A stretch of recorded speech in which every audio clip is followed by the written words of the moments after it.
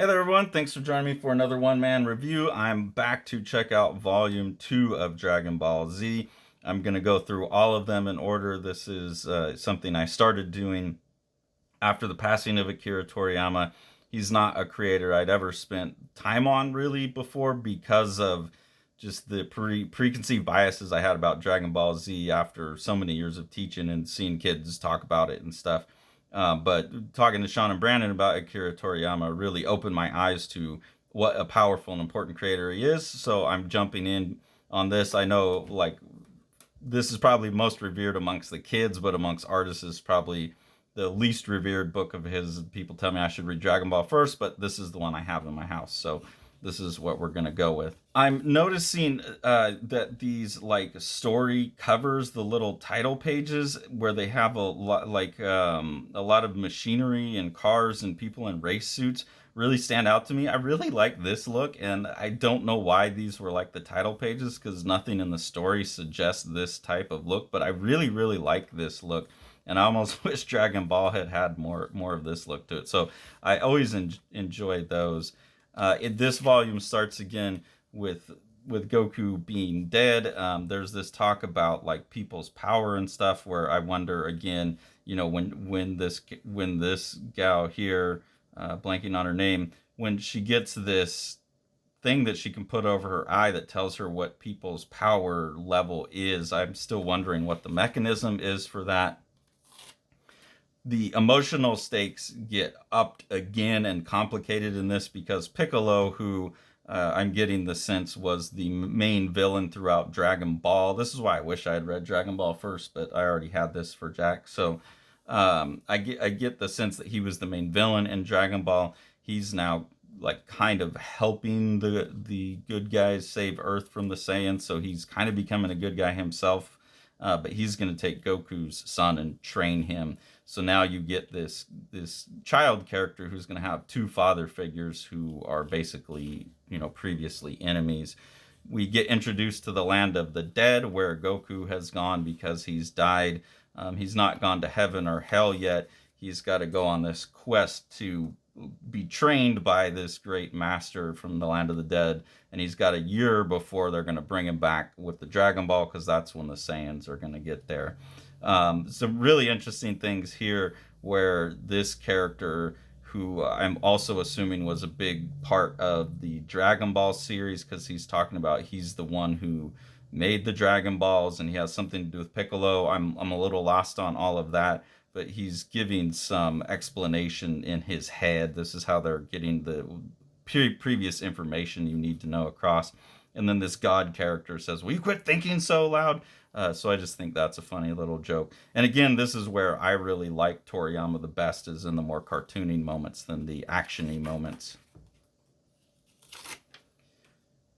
In terms of like deep kind of mythological structures that I'm seeing, archetypal structures that I'm seeing, he's going to go on the Emerald path. And this has like the yellow brick road path structure, this road in the underworld that you have to go to get some kind of extra enlightenment. So very much hero's journey type of stuff there, which is cool. There's this Gohan, Son Gohan character here does this expression a lot that really looks like it's pulled from Charles Soch's Charlie Brown, like the big wah, and they even put like the wah in there. So I don't know, but he seems pretty well versed in cartooning from around the world, so that seems to be pulled from that maybe.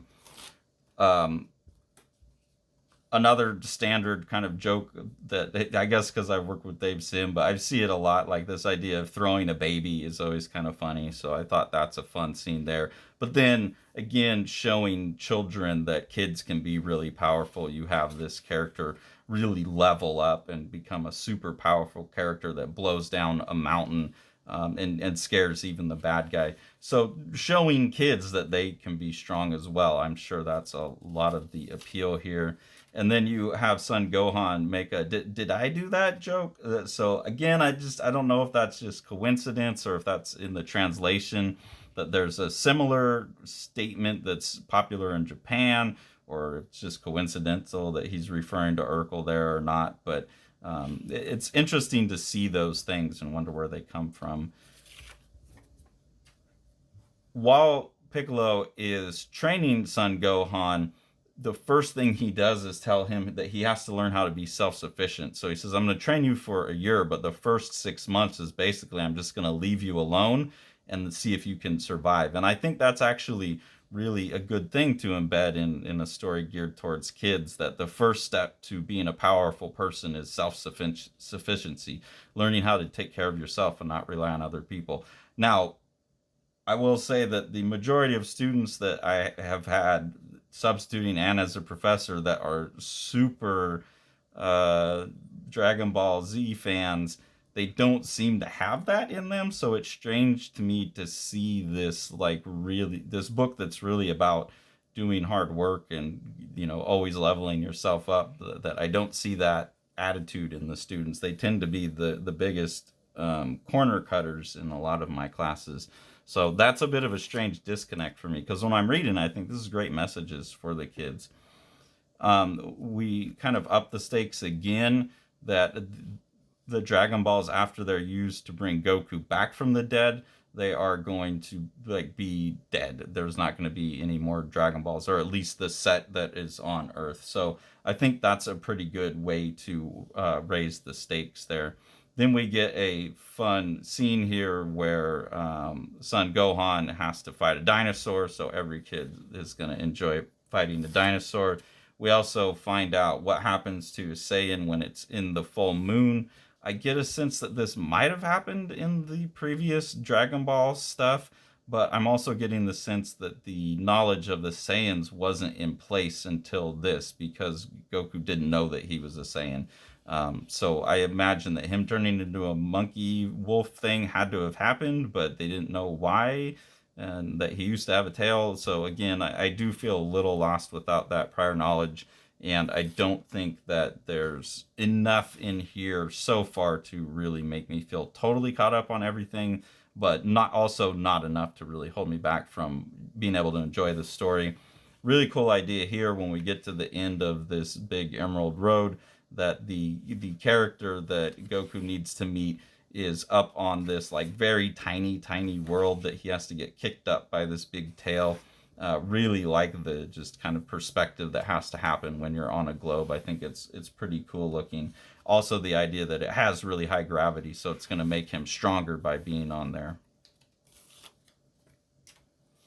There's a really fun joke throughout this section as well, where this character asks to be told a joke, and he said, I'm not a comedian. I don't even know what comedians read. Comic books? Which is a funny joke, but I'm not sure how that would translate. If that translation works the same in Japanese, that always interests me when we're getting stuff that works so well as a pun in our language. Does it work that way? What was the literal translation is always kind of interesting to me. The monkey in here is named Bubbles. So that's another one where it seems like Toriyama's very aware of Western culture and has to have been a big fan of Michael Jackson and Bubbles the monkey. Or there was some similar pop star monkey name that the Japanese would have been familiar with, and then it got translated as Bubbles to kind of match that in American. I don't know, but that's fun. You get a 40 days and 40 nights training, which again has this biblical reference to like the flood. I don't know structurally what that is, but there's something about that where, again, it seems like Toriyama's very aware of these gigantic archetypes that hang throughout all these cultures, and he's really like squishing them all into one story, which is part of what gives this book its potency, I think. Always really happy when we get some actual backgrounds other than just fields. I had no idea, we're like 300 some odd pages into this story probably now. I had no idea that the earth that these characters are existing on have major metropolitan cities like this. It seemed like all huts and fishing villages.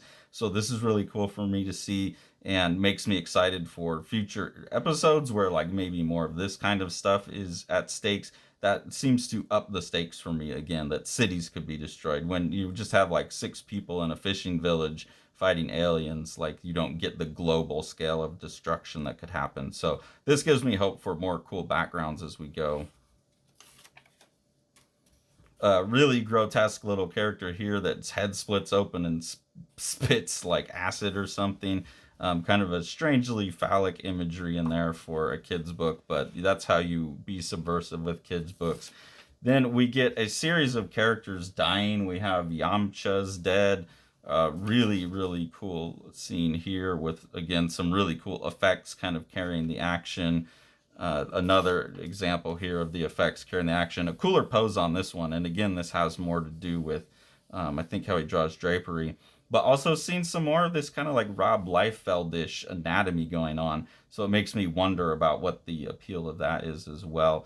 But in this and then the beginning of the next volume, you have a bunch of characters that die. And because I've never read Dragon Ball, I don't know who any of them are. They kind of just got introduced here. They all just go do like a real brief training montage, and then they start fighting and getting killed. So that's one of those areas where I feel like not having read Dragon Ball first is putting me at a deficit for feeling the emotional stakes of this story.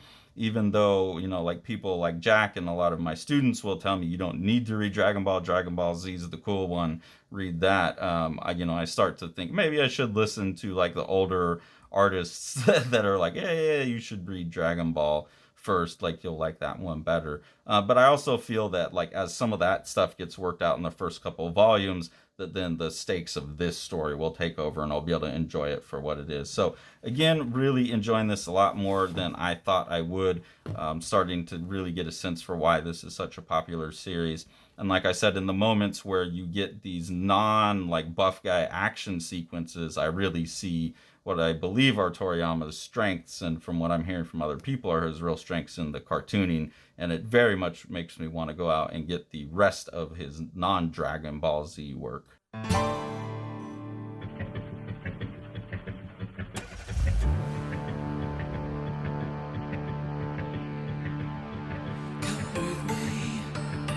Into the trees, we'll lay on the grass and let